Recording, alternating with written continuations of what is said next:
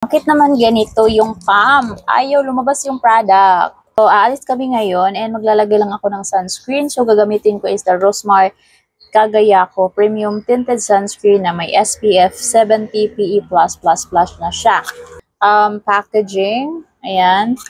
Tapos, pump style siya. So, kukuha lang tayo ng product. Ayaw niya maglabas. Bakit naman ganito yung PAM? Ayaw lumabas yung product. Yan.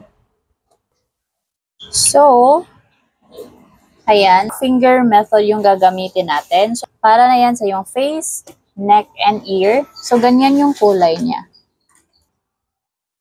Ayan, ganyan ang lagay natin. Padat-dat lang siya. Pango siya, guys.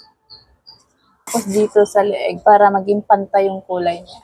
Dark yung kulay niya. And tingnan natin kung i-adapt niya yung skin natin. Since morena tayo. Wow! Totoo pala, no? Ang dali niyang i-blend. Ayan. Ayan, unti-unti nag-a-adapt yung color sa aking skin. Add tayo ng 2 finger ulit. So, bali, 4 finger. Guys, mag-a-add lang ako ng product. Tingnan natin kung mamuo or mag-peel yung aking skin. Yung parang libag-libag. Kung mag-a-add tayo ng sunscreen. Ayan. Ayan guys, ang ganda pa rin ang pagkaano niya.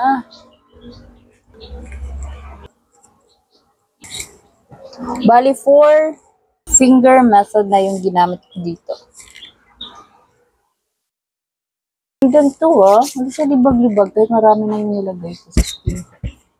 Aaminin natin guys, ang ganda talaga ng lapat ng sunscreen na to. Kahit 4 finger method yung ginawa ko, wala siyang libag-libag, ang ganda pa rin ng lapat niya. Tapos madali pa talaga, kahit naglagay na ako kanina, ang dali pa rin niyang i-blend. Tingnan, may pagka-glass skin yung result niya sa skin, yung tinted sunscreen na to. Ang concern lang talaga is yung ingredients sana maayos at itong pump ng sunscreen kasi matagal siyang makuha yung product. Sana ang init ng panahon natin sa Pilipinas pero super lightweight po yung sunscreen pag ilalagay nyo sa inyong skin.